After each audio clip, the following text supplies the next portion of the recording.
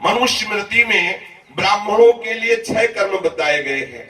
स्वयं पढ़ना, दूसरों को पढ़ाना, स्वयं यज्ञ करना, दूसरों से यज्ञ कराना, स्वयं दान लेना और दूसरों को दान देना। इनमें पढ़ाना, यज्ञ कराना और दान लेना, ये 3 कर्म जीविका के हैं। पढ़ना, यज्ञ करना और दान देना, ये 3 कर्तव्य कर्म हैं। अगर शास्त्र नियत से जो ब्राह्मण कुल में जन्मा है ये 6 कर्म करे और समदमादि 9 स्वभावज कर्म। यहां थोड़ा ध्यान देने का विषय है, जब तक आप वैष्णव नहीं हुए तब तक यदि आप अपने वर्णाश्रम धर्म का त्याग कर देते तो आप भ्रष्ट माने जाएंगे। यदि आप श्री हरि की शरण में हो गए हैं, आप वैष्णव हो गए, प्रियालाल की उपासना में है, तो आपके ऊपर अब वर्ण का जो कर्म करने का विधान है वो लागू नहीं होता।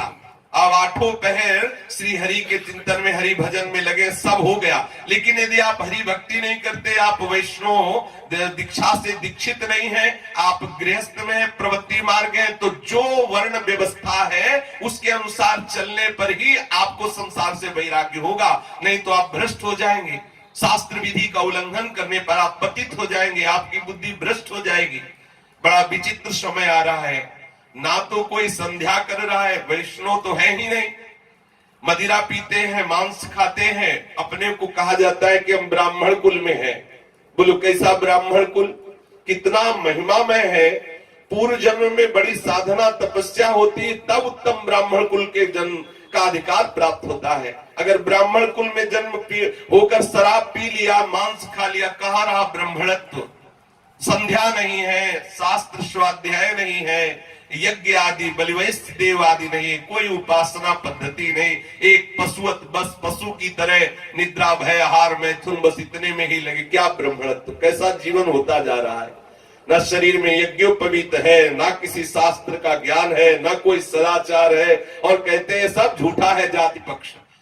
वैष्णव बन गए, भगवत आराधन में हो गए तो उसका कोई महत्व नहीं है। यदि आप प्रवृत्ति में है, गृहस्थ में है, अपने वर्ण आश्रम धर्म की व्यवस्था के अनुसार नहीं चलेंगे तो आप भ्रष्ट हो जाएंगे, परमार्थ से भ्रष्ट हो जाएंगे, स्वार्थ से भी भ्रष्ट हो जाएंगे। जो धर्म विरुद्ध आचरण करता है, त्रिकाल में कहीं उसको शांति नहीं मिल सकती। कितनी बड़ी विचित्र दशा हो रही। बड़े बड़े ब्राह्मण बालक जो अपने को चतुर्वेदी और द्विवेदी कहते हैं, वो शराब के ठेके में शराब पीते हैं। बोलो कैसे कैसे कलयुग का प्रभाव हटे। चित्त तो कितना मलिन होता जा रहा है। कोई गायत्री के जप में रुचि नहीं रख रहा। ब्राह्मण कुल में जन्म होता है, ना सूर्य को अर्घ दे रहे, ना किसी भी तरह का कोई सदाचार कर रहे। पता है बहुत बढ़िया अवसर मिला था कि ब्राह्मण कुल उत्तम में जन्म होकर के आप उत्तम आराधना करके श्री हरि को प्राप्त कर सकते थे, लेकिन चूक गए। पर अब भी चांस है, जितना समय बचा है हरि शरण में आ जाओ, चाहे जितने बड़े दुराचारी भ्रष्ट आचरण वाले, वो काम बन जाएगा। यदि आप वैष्णव नहीं है, वैष्णव दीक्षा नहीं लिए हैं, आप गृहस्थ में हैं, तो आप अपने वर्ण आश्रम धर्म का पालन करें, यही भगवान की पूजा होगी। उसके पालन से प्रभु प्रसन्न हो जाएंगे, उसका परिणाम होगा, उससे वैराग्य हो जाना। यहाँ ब्राह्मण के ये 6 कर्म बताए गए हैं और ये गुण, समो दमस्तपः शौचम क्षान्तिरार्जो मेवच ज्ञानम विज्ञानमास्तिक्यम ब्रह्म कर्म स्वभावजम।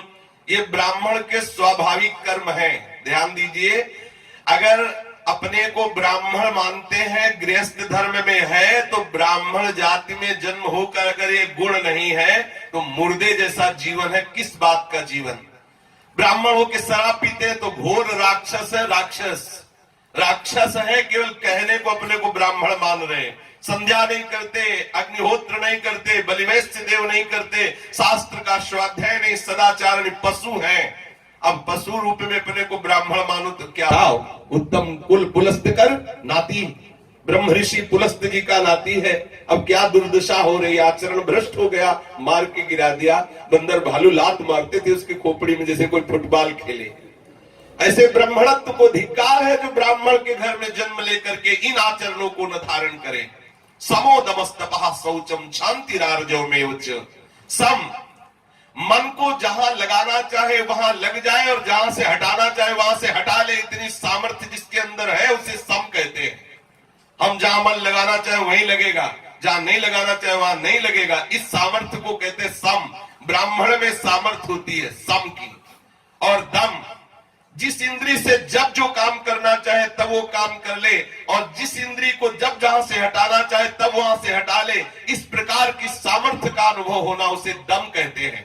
सम, मन के शासन में रखना, मन को शासन में रखना, और दम, इंद्रियों को शासन में रखना। फिर है तप। जो तप है शरीर, वाणी और मन के तप का वर्णन किया गया है।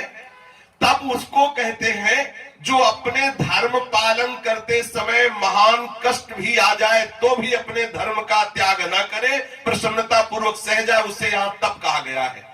अपने स्वधर्म का पालन करने में जो भी कष्ट आवे उसे सह जाना, इसे ही तपस्या कहते हैं। शौचम, अपने मन, बुद्धि, इंद्रिया, शरीर आदि को पवित्र रखना, खान पान व्यवहार आदि को पवित्र रखना, शौचाचार सदाचार का ठीक पालन करना, इसका नाम शौच है। शांति, कोई कितना भी अपमान करे, निंदा करे, दुख दे, अपने में से उसको दंड देने की योग्यता, बल, अधिकार भी हो, फिर भी उसको दंड न देकर उसके क्षमा मांगे बिना ही उसको प्रसन्नता पूर्वक क्षमा कर देना नाम शांति है। एक बार एक ऋषि, उनका हमें नाम स्मरण भूल रहा है, वो खच्चरियों के रथ में बैठ के जा रहे थे किसी जजमान के यहाँ। महाभारत की कथा है, शास्त्र में हमने पढ़ा, वो ऋषि का नाम स्मरण भूल रहा है। वो खच्चरियों के रथ में बैठे थे और शीघ्रता के कारण चाबुक से खच्चरियों पर मार रहे थे। ते उन खच्चरियों की मां खड़ी थी दूर। उसने कहा, बच्चों शोक मत करना, ये केवल ब्रह्मणत्व के अभिमान में है, ये ब्रह्मणत्व ही नहीं, इसमें ब्रह्मणत्व है ही नहीं। तो कूद पड़े वही चाबुक लेकर और कहा, तुम ऐसे कैसे कह सकते हो कि मैं ब्रह्मणत्व से हीन हूं? बोले, तुम में शांति रूपी लक्षण नहीं है, लक्षण बता रहा है कि तुम असली ब्राह्मण नहीं हो। ये जो लक्षण है ये ब्राह्मणों के हैं, शांति लक्षण नहीं है। तुम अपने जजमान की प्रसन्नता के लिए शीघ्रता पूर्वक हमारे बच्चों पे कोड़े बरसा रहे हो, इसका मतलब तुम्हारे अंदर धैर्य और शांति नहीं है, तुम ब्राह्मण नहीं हो सकते। उन्होंने कहा, ऐसा नहीं, मैं ब्राह्मणत्व युक्त हूं। तो उन्होंने कहा, जाके अपनी मां से पूछ लो। खच्चरी ने कहा, ये भगवान व्यास देव जी की लिखित बात है। तो वो गए और अपनी मां से कहा, मां आप सत्य को साक्षी करके बताओ मैं ब्राह्मण हूं, क्योंकि एक खच्चरी ने कह दिया कि तुम ब्राह्मणत्व से हीन हो। तो उन्होंने कहा, बेटा मैं तो ब्राह्मणी हूं, लेकिन तुम्हारे पिता क्षत्रिय थे, तुम्हारे को गर्भ में धारण करके मैं उनसे अलग हो गई और वन में तपस्या कर रही हूं। उन्होंने कहा, अब मैं जजमान के यहाँ तभी जाऊंगा जब ब्रह्मणत्व धारण कर लूंगा। 10,000 वर्ष तक दाहिने पैर के अंगूठे के बल खड़े होकर के ब्रह्मणत्व धारण करने के लिए तपस्या की। देवराज इंद्र प्रकट हुए, उन्होंने कहा, हे ऋषि क्या चाहते हो? उन्होंने कहा, हम ब्रह्मणत्व चाहते हैं।